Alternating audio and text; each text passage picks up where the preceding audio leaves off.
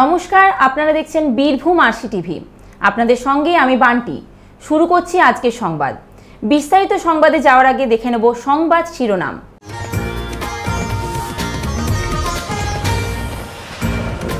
উচ্চ মাধ্যমিক পরীক্ষায় মোবাইল অ্যান্ড ডিভাইস ডিটেকশন যন্ত্র। পরীক্ষার্থীদের শুভেচ্ছা জানাতে উদ্যোগী সিউড়ি থানার পুলিশ।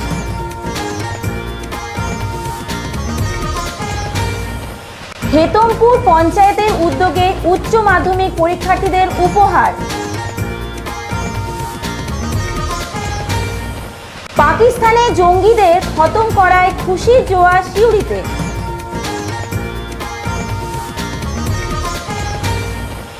অবৈধ বালি বোঝাই ট্রাক্টর আটক দুবরাজপুরে।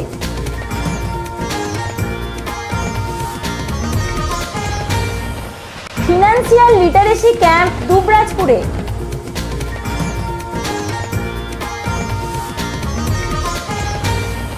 মল্লারপুরে আশাকর্মীর মাথা ফাটালো এক যুবক।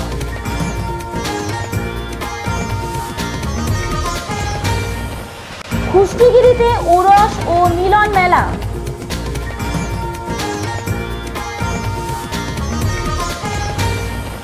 এবার সংবাদ বিস্তারিত। আজ শুরু হলো উচ্চ মাধ্যমিক পরীক্ষা। মাধ্যমিকের পর জীবনের এটি দ্বিতীয় বড় পরীক্ষা। 2019 সালে রাজ্যে 8,16,243 জন পরীক্ষার্থী রয়েছে। জেলায় এবার মোট পরীক্ষার্থীর সংখ্যা 28,029 জন। এর মধ্যে ছাত্রীর সংখ্যা 15,031 জন। জেলায় মোট 83টি পরীক্ষা কেন্দ্র রয়েছে। উচ্চ মাধ্যমিক পরীক্ষায় সতর্কতামূলক হিসেবে উচ্চ মাধ্যমিক পরীক্ষার্থীদের হলে ঢোকার আগে মোবাইল অ্যান্ড ডিভাইস ডিটেকশন যন্ত্র দিয়ে পরীক্ষা করা হয়। এই রকম চিত্র দেখা গেল হেতমপুর রাজ হাই স্কুলে।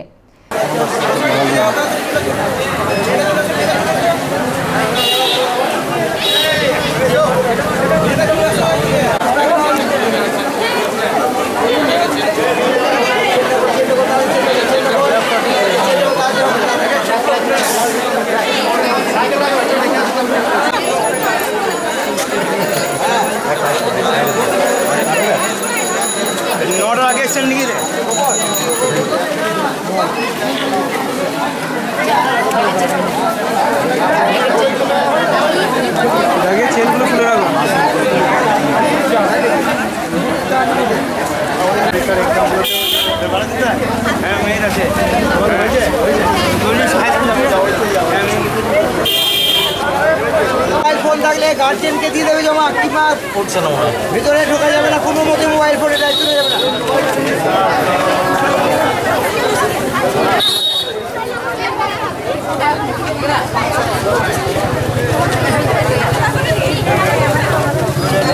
লাল্টু মুখার্জি ও সোমনাথ রুজের report, Birbhum RC TV, Hetampur. আজ থেকে শুরু হলো জীবনের দ্বিতীয় বড় পরীক্ষা উচ্চ মাধ্যমিক। পরীক্ষার প্রথম দিনেই পরীক্ষার্থীদের হাতে জলের বোতল ও পেন তুলে দেওয়া হলো সিউড়ি থানার পুলিশের পক্ষ থেকে। এদিন সিউড়ি থানার অন্তর্গত সমস্ত বিদ্যালয়ের সামনে একটি ক্যাম্প করা হয় পুলিশের পক্ষ থেকে। সেই ক্যাম্প থেকে হাতে তুলে দেওয়া হলো জলের বোতল ও পেন। আজ প্রায় 2500 পরীক্ষার্থীর হাতে তুলে দেওয়া হয় এই উপহার।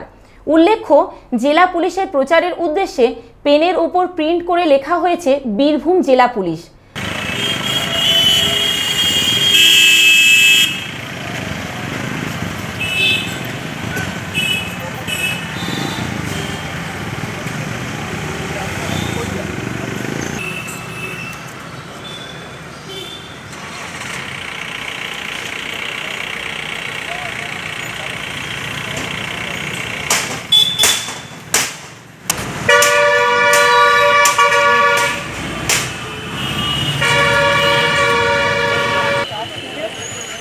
পার্থ দাসের report, Birbhum RC TV, Suri. আজ হেতমপুর গ্রাম পঞ্চায়েতের উদ্যোগে মাধ্যমিক পরীক্ষার মতো উচ্চ মাধ্যমিকের প্রথম দিনে পরীক্ষার্থীদের উৎসাহিত করার জন্য কলম উপহার দেওয়া হয়। হেতমপুর হাতিতলায় একটি অস্থায়ী ক্যাম্প তৈরি করা হয়েছে অভিভাবকদের জন্য, যেখানে তাদের জন্য চা ও জলের ব্যবস্থা করা হয়। যতদিন পরীক্ষা চলবে ততদিন এই ক্যাম্প চলবে বলে জানান হেতমপুর পঞ্চায়েত প্রধান মোহাম্মদ জসিমউদ্দিন। এছাড়াও এদিন উপস্থিত ছিলেন প্রাক্তন প্রধান নীলোৎপল মুখোপাধ্যায়, মনোজ চক্রবর্তী প্রমুখ। আজকে 2019-এর উচ্চ মাধ্যমিক পরীক্ষা, সেই পরীক্ষার আমাদের হেতমপুর গ্রাম পঞ্চায়েত এলাকায় হেতমপুর রাজ হাই স্কুলে যে পরীক্ষা সেন্টার, সেই সেন্টারে আমরা একটা গার্জেনদের বসার জন্য একটা ট্রেন করেছি এবং গার্জেনদের চা জল ব্যবস্থা করা হয়েছে খাওয়ানোর জন্যে। এছাড়াও ছাত্রছাত্রীদের হাতে আমরা একটা করে পেন তুলে দিয়েছি, সেটা হেতমপুর গ্রাম পঞ্চায়েতের তরফ থেকে। এছাড়াও আমরা তাদের শুভেচ্ছা জানিয়েছি যে তাদের পরীক্ষা ভালো হয়, তারা যাতে ভালোভাবে পরীক্ষা দিয়ে আগামী দিনে ভবিষ্যৎ শিক্ষার দিকে এগিয়ে যায়, এটাই আমরা তাদের উৎসাহ দিয়েছি গ্রাম পঞ্চায়েতের তরফ থেকে। লালটু মুখার্জি ও সোমনাথ রুজের রিপোর্ট, বীরভূম আরসিটিভি, দুবরাজপুর। আজ ভোর 3টে নাগাদ বায়ুসেনা পাকিস্তানের 80 কিলোমিটার ঢুকে জঙ্গিদের ঘাঁটি গুঁড়িয়ে প্রায় 300 জঙ্গিকে নিঃসঙ্গ করে দিয়েছে। ফলে দেশের পাশাপাশি আজ জেলা সদর সিউড়িতে খুশির জোয়ার। আজ সিউড়ির একের পল্লীর বাসিন্দারা বিশালাকার ভারতের জাতীয় পতাকা ও বাইক র্যালির মধ্য দিয়ে একটি বর্ণাঢ্য শোভাযাত্রা করে গোটা সিউড়ি শহর প্রদক্ষিণ করে। উল্লেখ্য, গত 14ই ফেব্রুয়ারি কাশ্মীরের পুলওয়ামার অবন্তিপুরায় গাড়ি বোমার হামলায় 49 জন জওয়ান শহীদ হন।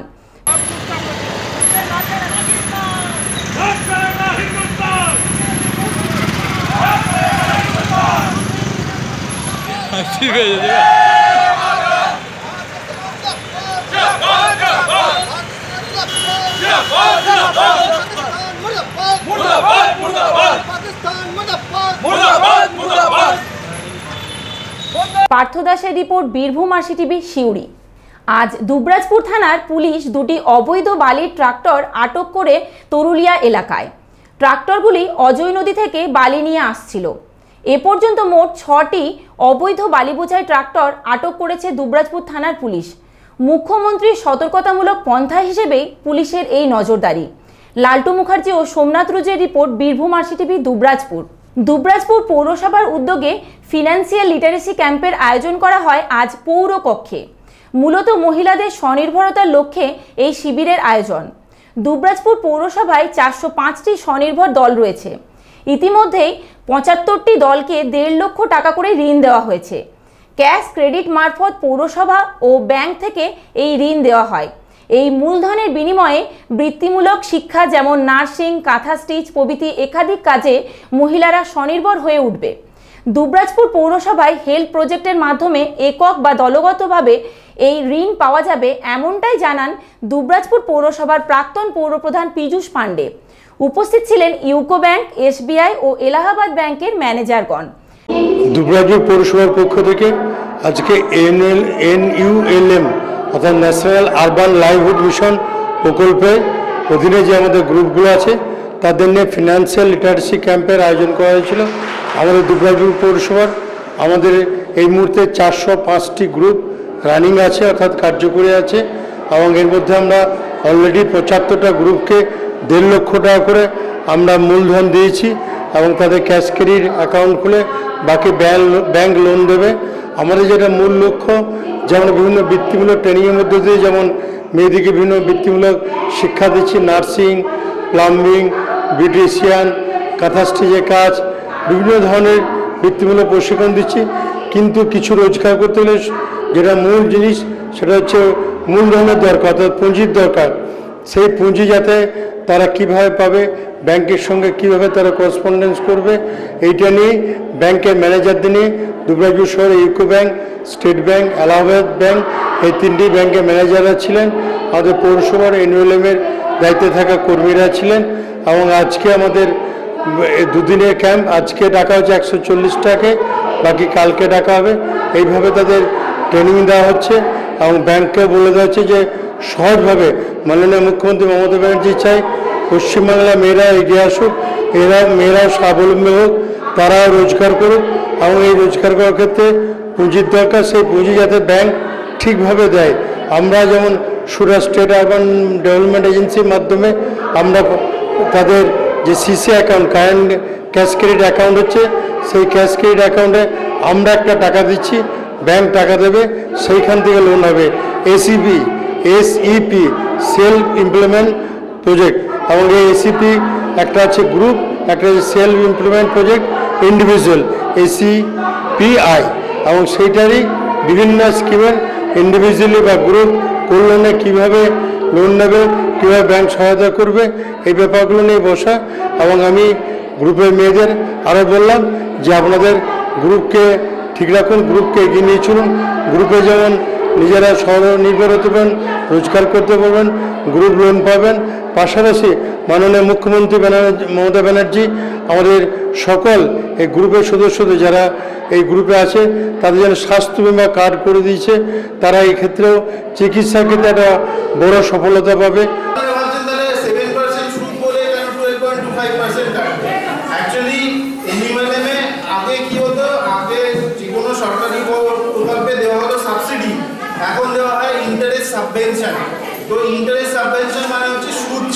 লালটু মুখার্জি ও সোমনাথ রুজের রিপোর্ট, বীরভূম আরসিটিভি, দুবরাজপুর।